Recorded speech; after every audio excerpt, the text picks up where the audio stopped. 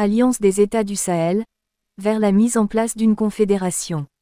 Les ministres valident l'architecture juridico-institutionnelle à Ouagadougou en vue du sommet des chefs d'État.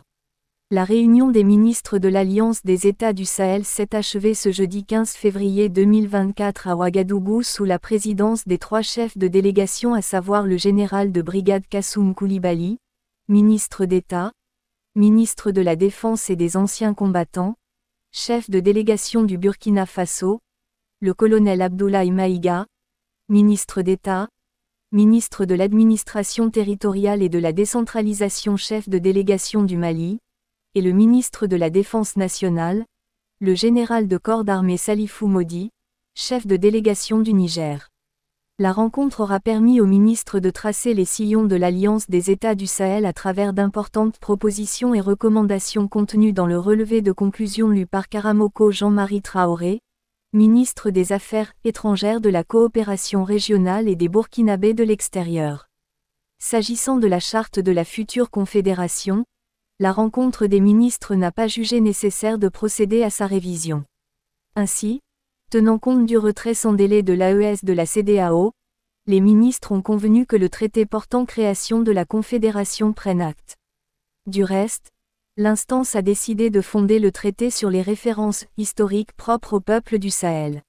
Ils ont aussi fait l'option d'une architecture institutionnelle comprenant les sessions des sommets des chefs d'État, les sessions du Conseil des ministres et des sessions des représentants des parlements. S'agissant de la question de l'autorité du Liptako-Gourma, la rencontre a opté d'inscrire le sujet à l'ordre du jour du prochain sommet des chefs d'État. Aussi, les ministres ont adopté le projet de charte de référence graphique de l'AES, et approuvé la prise d'actions urgentes pour son appropriation par les populations. De plus, la rencontre de Ouagadougou aura permis aux ministres de formuler les recommandations suivantes. Élaborer la feuille de route de la Confédération des États du Sahel. Accélérer l'élaboration de la charte graphique de l'AES. Élaborer dans de meilleurs délais les projets et protocoles additionnels relatifs à la répartition et aux compétences entre la Confédération et les États. Élaborer dans l'urgence un projet de protocole additionnel relatif à la libre circulation des personnes et des biens, à la défense et à la sécurité pour faire face aux implications liées au retrait des États de l'AES de la CEDEAO.